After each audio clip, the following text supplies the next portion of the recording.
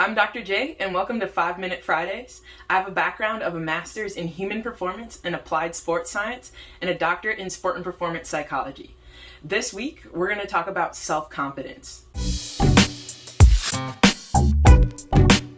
Please like, comment, share, and subscribe for more 5-Minute Fridays with your Dr. J. Self-confidence, commitment, and goal setting are key components in the foundation of mental skills, and also the conditioning and development of elite performance, and they also contribute towards getting top marks in competitions. I'm going to go into a little bit of a definition for each of these components that we just listed here.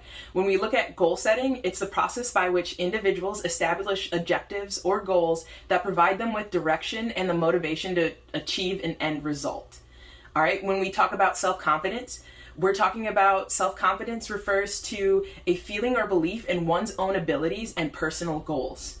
And then finally, when we talk about commitment, what we mean is commitment reflects one's intensity and dedication towards achieving desired goals. When we think about how self-confidence can influence our performance, we also realize that self-confidence can differentiate athletes between different levels of eliteness or different levels of competitive achievement, right? So if we're looking at an athlete that is regionally adept versus an athlete that's nationally adept, and then in this study that we're going to reference later on here, they found no statistically significant difference between the national and the international athletes, whereas there was a significant difference between the regional athletes compared with the national and international athletes, all right?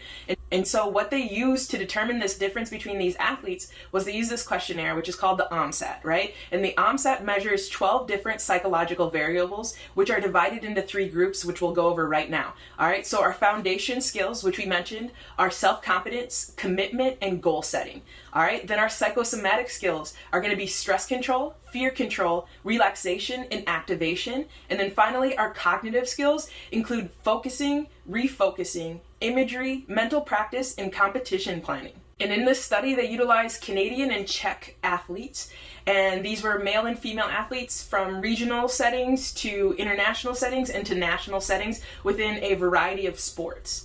And what they found was that the self-confidence, the commitment, and the goal setting were the biggest differentiators between these 3 different levels of performance and between these mindsets of these athletes, right? And when we look at self-confidence, we want to look at that as something that we can build, right? These are a foundational mental skill.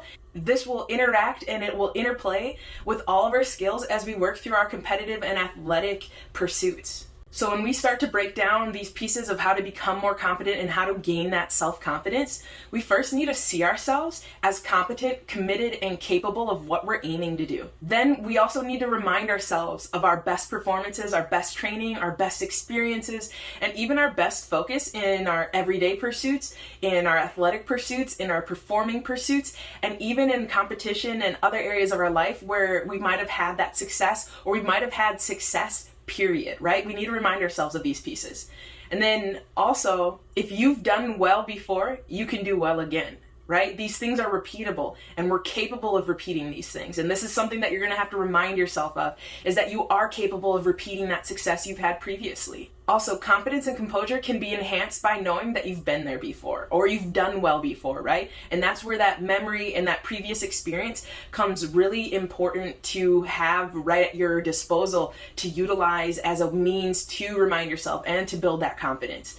And then also, best performances and sustaining a high level of performance continue by you respecting your own best focus, right? And you've got to choose to believe in yourself. You got to choose to believe in your potential, and you got to choose to focus on those positive aspects and fully connect with your own performance, right? And so this confidence doesn't come without us being present in the moment and working within that moment. Now that we've gained a better understanding of how to become more confident, how do we inject this into our everyday practices and into our everyday life, right? And so I've compiled a small list for us here, all right? And that's going to be, in order to create more self-confidence and create that base, you're going to need to decide where you want to place your focus, all right? And then continue to embrace challenge. You need to plan your path, right? We're not just going out here and just shooting in the dark, but we're planning our attack, we're planning how we're moving forward, and we're planning how to utilize this. And then we need to anticipate any potential obstacles or potential distractions that may come up, right?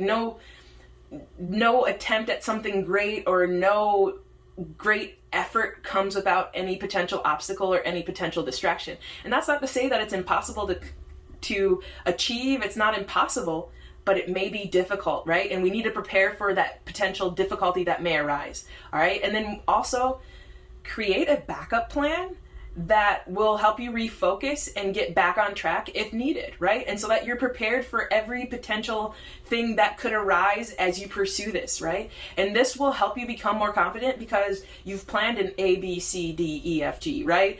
But not only that, you're sure of your plan A so that when you do potentially have to go to plan B or plan C, you've seen it through in each scenario and you've found a way to create success for yourself.